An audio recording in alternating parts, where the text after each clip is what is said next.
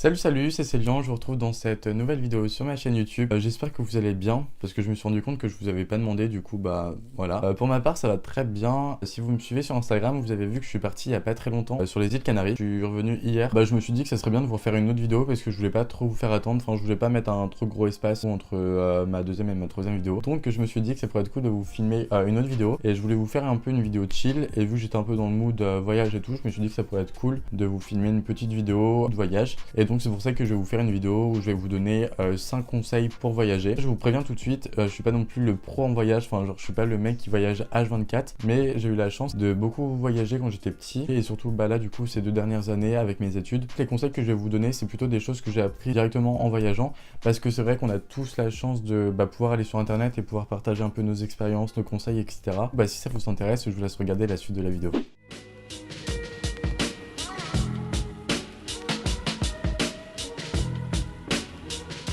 Je suis désolé aussi pour mes cheveux parce que honnêtement ils sont vraiment super moches. Du coup moi déjà que ça me saoule, alors je vous plains vous. J'ai l'impression un peu de vous avoir fait une publicité mensongère, parce que ma première vidéo ils étaient tout nickel, tout beau et tout. Mon teint il était parfait, et comme premier conseil, un truc vraiment que j'ai remarqué super important, je pense qu'on le sait tous déjà, mais pour moi vraiment c'est super important de retirer de l'argent avant de partir. Vraiment avoir le plus de liquide possible avant de partir. Je sais que c'est un peu dangereux, qu'il y en a beaucoup qui aiment pas du tout ça, et je comprends, moi non plus j'aime pas avoir du liquide sur moi et tout, je trouve ça super dangereux. On sait jamais dans les métros et tout à l'étranger, c'est un peu quand même chaud, parce que flemme de se faire racketter genre 200-300 balles, un truc du genre.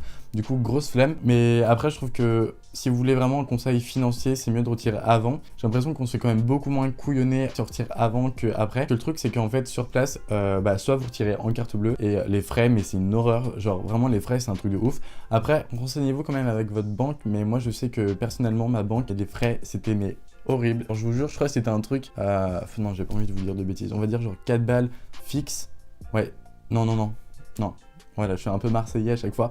Je crois que c'était 2 € par achat. Enfin, avec 2 € on peut faire déjà tant de choses. On peut s'acheter un croque McDo, donc flemme. Et je crois qu'il y avait aussi un pourcentage de l'achat, donc ça faisait vraiment 2 montants, et je trouve que c'est énorme. Enfin, je suis désolé, mais je vais pas vous donner 2 balles, genre juste parce que j'achète, je sais pas quoi, genre un verre de limonade. Après, vous pouvez toujours faire des retraits, mais là, la même chose pour moi, c'est une horreur. Et aussi la grosse arnaque, je vous jure. Et c'est surtout de ça que je voulais parler. Sur les bureaux de change, il y en a partout à l'étranger, genre à Barcelone, à Londres, ou même à Paris. Il y en a de partout, c'est marqué partout bureau de change, ou dans les autres langues du coup. Je trouve ça affolant. Je suis toujours parti d'un principe, je sais que c'est peut-être pas le meilleur principe, mais pour moi, à chaque fois je me dis, s'il y a autant de bureaux de change, c'est que quand même ils font de l'argent, parce que normalement quand tu échanges de l'argent, t'es censé avoir le même compte, enfin je sais pas comment dire, mais en gros t'es censé avoir une valeur qui correspond à ta monnaie, et s'il y en a autant, pour moi c'est qu'ils font un peu de chiffres, et s'ils font du chiffre, c'est qu'ils prennent beaucoup de frais, parce que sinon ça serait pas bénéf pour eux. Et j'ai eu ma preuve, genre c'est marqué partout 0 commission. En fait, ils jouent grave sur les mots. En fait, c'est pas une commission qu'ils prennent, c'est le taux de change qui modifie. Le taux de change est beaucoup moins avantageux pour toi. Imagine, tu veux changer 20 € en livres. Normalement, t'es censé avoir, je sais pas, genre 17,64 pounds.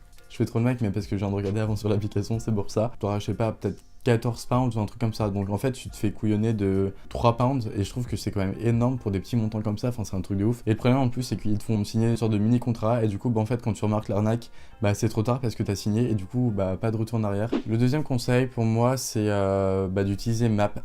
Je suis désolé du coup pour ceux qui ont des Samsung, des trucs comme ça, mais Map pour moi, c'est vraiment genre la meilleure application quand tu veux voyager. Enfin, en tout cas, pour te déplacer à l'étranger, surtout dans des grandes villes du coup. C'est une super application Map, mais si tu me regardes, je t'aime. Que déjà quand tu te déplaces, de 1, c'est que ce que j'aime bien, c'est que vous avez le petit indicateur de vision bleu, où en fait ça vous dit dans quelle direction vous regardez, et ça c'est tellement bien, parce que moi j'ai pas du tout le sens d'orientation, et en fait des fois quand on me dit continuez tout droit, en fait je sais pas si c'est à ma droite ou à ma gauche, donc c'est trop bien, parce que sinon je me perds tout le temps. En plus, enfin vraiment je suis une quiche en orientation, je sais que je suis capable de faire je sais pas 30-40 fois la même route, et après me retrouver tout seul et me perdre, voilà.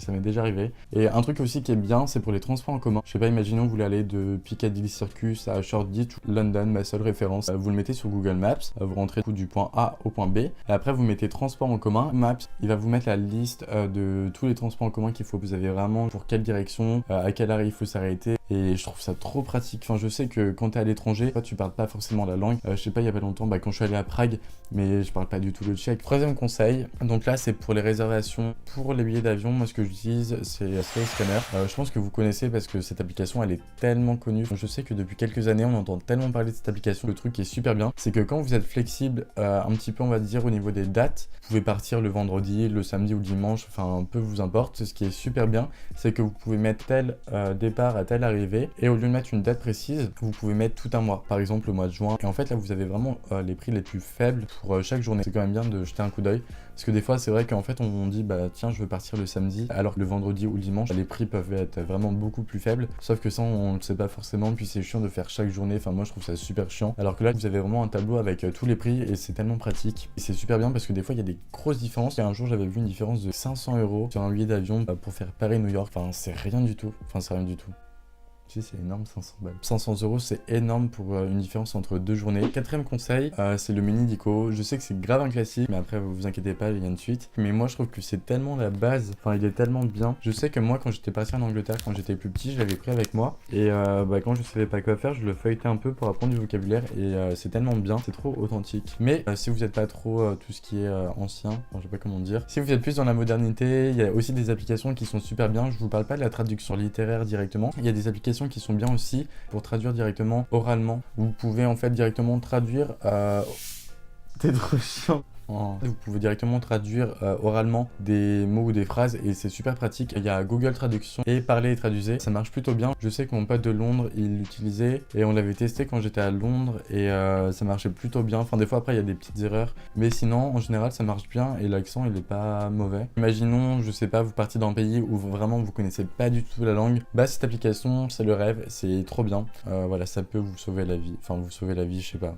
Et le dernier conseil, c'est pour recharger son téléphone parce que je sais que moi l'adaptateur, j'ai tout le temps des problèmes avec. Soit il marche plus, soit j'oublie. Et quand j'oublie, j'arrive pas à trouver de magasin qui en vendent et c'est tellement la galère. Je sais que quand j'étais retourné à Londres avant que je fasse mon haul, j'avais oublié mon adaptateur, vraiment le truc normalement que tu penses au début. Du coup j'étais allé à Piccadilly pour essayer d'en trouver un et vraiment j'ai galéré, je vous jure. Après j'en ai trouvé mais c'était tellement cher que c'était genre 15 pounds. Après j'ai réussi à en trouver un dans un convenience store. Des fois ça peut être carrément problématique parce qu'imaginons vous arrivez super tard et que vous pouvez pas recharger votre téléphone ou votre ordi, grosse galère horrible. Parce que vous pouvez faire, c'est que vous pouvez recharger votre téléphone directement sur la télé. J'ai vu ça sur internet quand je faisais mes petites recherches par rapport aux applications. J'étais choqué parce que je trouve ça tellement bien. Imaginons que vous allez dans un hôtel ou dans un Airbnb, il y a tout le temps des télés. Vous pouvez brancher votre téléphone avec le câble USB directement sur la télé. J'y ai jamais pensé et toutes les fois où j'étais en galère, après c'est quand même mieux d'avoir un adaptateur. Cette vidéo est déjà terminée, j'espère qu'elle vous aura plu. Moi j'ai trouvé ça cool, enfin c'était chill. Après c'était pas non plus The vidéo, c'était pas un gros contenu, mais je voulais quand même vous faire une petite vidéo pour pas que vous m'oubliez. Vous pouvez mettre un pouce en l'air si vous avez bien aimé la vidéo, la commenter. Vous pouvez aussi vous abonner à mon compte Instagram juste ici.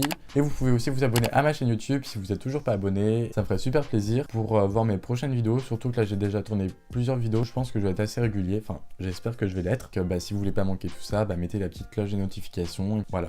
Salut.